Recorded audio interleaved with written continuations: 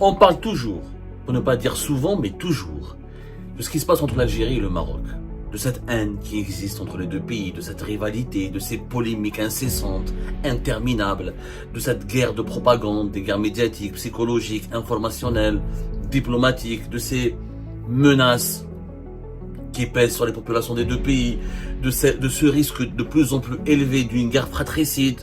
On attaque et on insulte le régime marocain en permanence. On attaque et on insulte le régime algérien et ses dirigeants en permanence. Les centres ou les lobbies, les forces qui veulent semer la zizanie entre les deux pays ne cessent de monopoliser le débat public, faisant croire, à l'aide des réseaux sociaux, notamment de TikTok, qui est devenu le réceptacle, mais vraiment le réceptacle de toutes les haines préfabriquées entre l'Algérie et le Maroc. Ça, c'est les sujets qui dominent l'actualité entre les deux pays. Mais on ne parle jamais, je dis bien on ne parle jamais, des exemples de solidarité, de fraternité et de l'amour et de l'amitié qui existent entre les Algériens et les Algériens, les Marocains et les Marocains. Et pourtant, ils sont légion. Quand on se balade sur TikTok notamment, qui je le dis, je le précise, c'est le réseau le plus maléfique, c'est l'outil de propagande numéro 1 utilisé par des lobbies au Maroc, comme par des lobbies en Algérie, comme par des lobbies à l'étranger pour semer la zizanie et pour déstabiliser les relations entre les deux pays, pour semer la haine et pour installer un climat de méfiance, de défiance et de détestation de l'Algérie au Maroc et du Maroc en Algérie. Vous n'allez jamais voir, vous allez très rarement voir des belles histoires entre les Algériens et les Marocains. Or, ces belles histoires existent. Et la plus belle des histoires, elle nous parvient des États-Unis d'Amérique, où se déroule en ce moment la Coupe du Monde. Un rappeur américain d'origine marocaine, ou américano-marocain, binational, est venu à la rescousse, est venu en aide à sauver tout simplement la vie d'un taxieur algérien, dont la voiture a été cassée et caillassée, totalement détruite, par des jeunes américains, par des supporters américains d'un club de basket américain, lors de scènes de liesse et qui se sont malheureusement soldées par des débordements majeurs dans les rues de New York. C'est la belle histoire qui a marqué les médias américains. Et ça, vous n'allez jamais parler, vous n'allez jamais entendre parler de cette histoire dans les médias algériens au Maroc. J'ai vu quand même quelques médias algériens, très peu de médias marocains ont parlé, ont évoqué, ont raconté cette histoire. Mais la majorité, les appareils médiatiques dans les deux pays, leur seul but, c'est de essayer de nous insuffler la haine, de nous remonter les uns contre les autres. C'est grâce à une chaîne américaine qui s'appelle CBS. CBS, la voilà. Je vais vous montrer. Le 18 juin dernier. C'était le 18 juin dernier. Voilà. Sur la chaîne américaine CBS, qui est l'une des plus grandes chaînes américaines au monde. Elle a publié cette interview. Destroying this man's livelihood. What made you want to help? Voilà. So c'est une interview avec ce rappeur que les Algériens et les Algériens ne connaissent pas, mais que les Marocains et les Marocains connaissent nettement mieux que nous. Pourquoi? Parce qu'il s'appelle, son nom d'artiste c'est French Montana. Son véritable nom c'est Karim Kharbouch. Il est né au Maroc à Casablanca en 1984. Il a immigré avec sa famille aux États-Unis d'Amérique à l'âge de 13 ans. Son père a abandonné leur mère 2 ans après leur arrivée aux États-Unis d'Amérique dans un quartier populaire à New York, le Bronx, pour être beaucoup plus précis. Le père retourne au Maroc dans des conditions qu'on ignore. Il y a un divorce, il y a un déchirement, il y a une famille qui s'est brisée. Il laisse son épouse avec 3 de ses enfants et qu'elle est obligée de les élever et d'assurer leur sécurité et de les éduquer avec toutes les conditions sociales déplorables dont elle a hérité à cause du départ du père du foyer et à cause de la démission de ce père.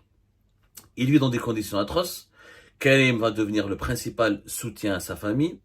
En 2003, à 19 ans, il s'est même pris une balle dans la tête en sortant d'un studio d'enregistrement dans le Bronx. Il essaye donc de percer dans la musique. Il a vécu dans le South Bronx, le Bronx du Sud. J'ai eu l'honneur et le plaisir de visiter New York. Le Bronx est un immense quartier populaire avec plusieurs compartiments et plusieurs parties. Il vit dans la rue. Quand il est venu aux États-Unis, il maîtrisait que l'arabe marocain et un peu le français. Il a appris l'anglais dans la rue à l'école. Et il est bercé par la musique rap américaine, etc. Il veut devenir rappeur. Il va percer, il va réussir. À partir de 2013, voilà. En 2013-2017, c'était la période faste de ce rappeur qui va s'appeler French Montana. Il va réaliser des disques, des albums qui vont cartonner. Et il sera parmi les... je crois qu'il a été d'ailleurs...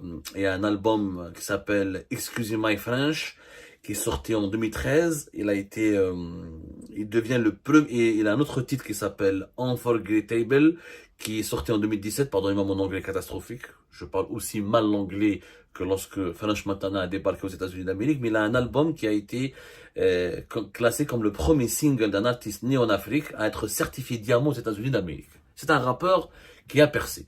Et ce rappeur a été touché par une histoire d'un chauffeur de taxi qui s'appelle Nordin Betat, qui est un Algérien, qui vit à New York. On ne connaît pas véritablement beaucoup son histoire. Tout ce qu'on sait, c'est qu'il y a eu un match d'une équipe de basket américaine qui est basée à New York, qui a remporté un championnat, un titre important de la NBA, et dont les supporters ont fait la fête dans les rues de New York. Et malheureusement, lui, il tombe sur un groupe de jeunes survoltés, totalement, on va dire, surchauffés à blanc, et ils s'en prennent à son taxi, ils lui cassent complètement son taxi. Les images ont circulé sur les réseaux sociaux, ils ont été diffusés sur les réseaux sociaux, certains médias américains, ils en ont parlé. Je vais vous les montrer. C'est une histoire qui est... Avec les images. Quelques médias, ils en ont parlé. Voilà. Voilà, c'est dans les rues de New York, etc. Et lui, je vais vous montrer son visage. Voilà, ils sont en train de caillasser, de tabasser de s'en prendre à son taxi. Le voilà, lui, dans son taxi Mskin. Bon, son histoire a vraiment touché. Et vous avez ce rappeur, donc French Montana, qui il a été interpellé, il a été très touché par l'histoire de l'Algérien Nordin Betat. Il décide de lancer une cagnotte, un appel à l'aide sur ses réseaux. Il va récolter 75 000 $. 75 000 $ qu'il va offrir à ce taxieur algérien pour lui permettre d'abord de racheter un autre taxi, de repartir à zéro. Il a même décidé, je le cite, je vais l'aider personnellement jusqu'à ce qu'il sache quelle sera la prochaine étape pour lui. Il a raconté, le chanteur américain d'origine marocaine, a raconté donc toute cette histoire sur la chaîne américaine CBS, qu'ils en ont parlé le 18 juin. Voilà, dans cette vidéo que vous pouvez retrouver sur YouTube. CBS, elle retrace et elle documente toute cette histoire où nous avons donc, elles ont même repris les images du taxieur algérien. Voilà, je vais essayer de vous les montrer la partie. Franchement, une histoire très touchante. Mais vraiment très touchante. 75 000, voilà les images du taxi, comment les supporters d'un club de basket à New York ont bousillé le chauffeur de taxi, ont bousillé le véhicule de taxi de l'Algérien Nordin Betat. Ils se connaissent pas. Il n'a jamais connu Karim Kherbouch, ne l'a jamais connu, French Montana, etc. Il a juste su que c'était un Algérien, un étranger. Je sais pas si Nordin Betat est de la nationalité américaine ou ça n'a pas été précisé. Mais il vient à son aide. Il vient à son aide. Et il lui a donné 75 000 $. Il lui a sauvé la vie. Nous avons un artiste américain d'origine marocaine qui vient à l'aide, qui vient à la rescousse, qui décide de tendre la main dans les moments les plus difficiles que traverse un Algérien qui vit aux États-Unis d'Amérique. C'est une belle histoire de solidarité qui a ému la presse américaine et qui a incité la CBS, la chaîne américaine CBS, à en parler.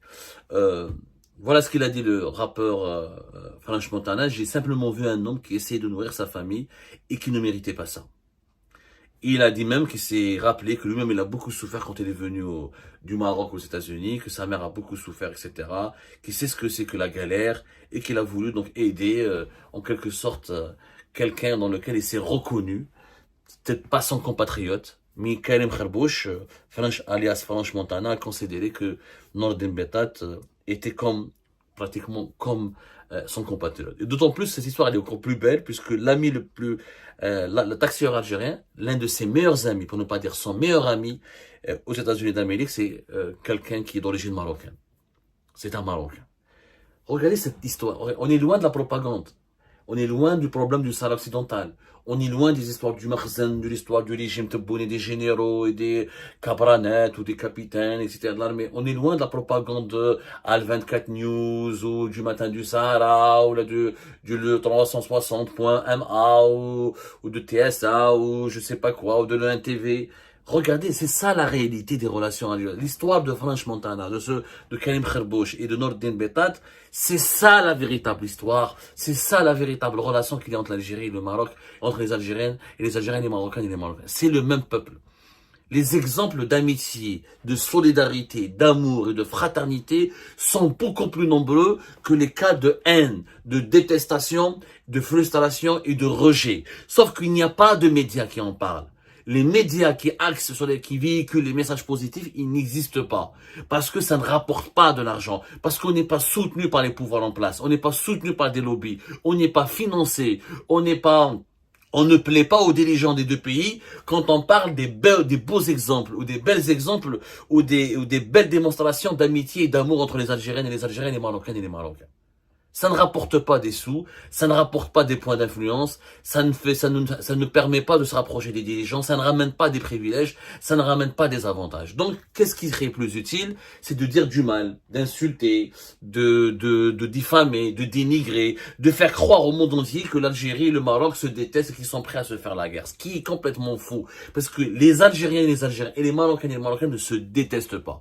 Il y a une minorité qui est sur les réseaux sociaux. C'est vrai que les réseaux sociaux ont aggravé le fossé des tensions. C'est vrai que malheureusement, certains jeunes, notamment les plus jeunes, etc., tombent dans le piège de la manipulation, de la désinformation et de l'endoctrinement. Mais globalement, quand il y a un Algérien qui galère, un Marocain est solidaire avec lui. Quand il y a un Marocain qui galère, un Algérien est solidaire avec lui. Et je suis sûr que s'il y avait, c'est demain, un Algérien, un riche Algérien, un artiste ou un entrepreneur, s'il voit qu'un Marocain, un étranger galère, il viendrait à sa rescousse et lui viendra, il n'hésitera pas à l'aider, ni à intervenir pour mobiliser toutes les ressources nécessaires pour le secourir. Il y a eu des beaux, et j'en connais moi personnellement, je connais des familles, des exemples de couples algéro-marocains, des familles unies qui ont des origines marocaines et algériennes. Si vous voyez l'harmonie, l'amour qu'il y a entre ces gens-là. Moi, personnellement, je me sens, j'ai toujours dit que les personnes qui me comprennent le plus, qui sont le plus gentils avec moi, qui sont les plus aimables, les plus sympathiques avec moi, c'est les Marocains et les Marocains.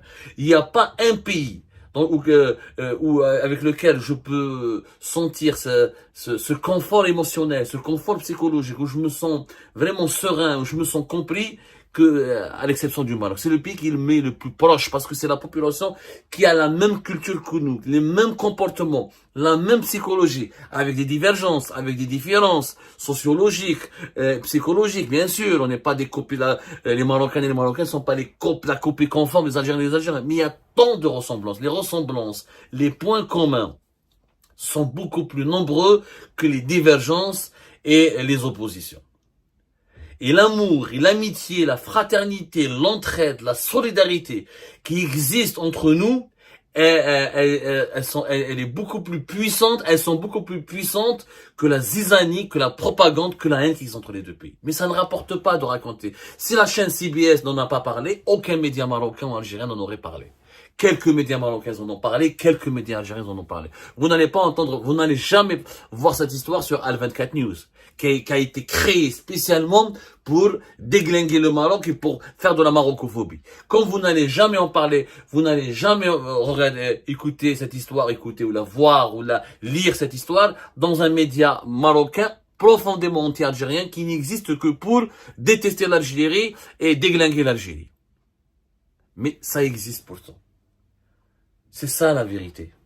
C'est cette histoire entre Karim Kherbouch et Nordin Betat, c'est ça le véritable visage de l'Algérie, du Maroc, des relations entre l'Algérie et le Maroc. Deux pays qui s'aiment profondément et qui se ressemblent, qui s'entraident. Les exemples historiques ne manquent pas, qui sont prêts à coexister pacifiquement, non seulement pacifiquement, mais fraternellement. Deux pays frères, deux nations sœurs.